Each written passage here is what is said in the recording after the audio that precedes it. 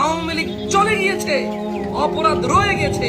সবাই বলছে বিএনপি করতেছে, আমি বলছি বিএনপিও করে না, আওয়ামী লীগও করে না, বাংলাদেশের বাংলাদেশিরা করে অপরাধ। মায়ের ছেলে করে, স্ত্রীর স্বামী করে, ছেলের বাবা করে, মেয়ের বাবা করে, জামাইয়ের শ্বশুর করে, ভাতিজার চাচা করে, ভাগিনার মামা করে, মামার ভাগিনা করে। এই দেশে আমরা বাংলাদেশিরা অপরাধী, কোন দল অপরাধী নেই। এই মানুষগুলো দল করে।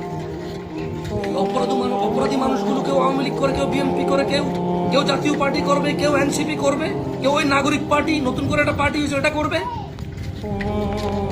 বাংলাদেশের মানুষ করবে এই পার্টি। এরপর দোষ দেবে বিএনপি, দোষ দেবে আওয়ামী লীগ, দোষ দেবে এনসিপি, দোষ দেবে জাতীয় পার্টি, দোষ দেবে জামাত ইসলাম, দোষ দেবে হেফাজত ইসলাম। অথচ মানুষগুলো দোষী। মানুষ দলের কি বিচার হবে না?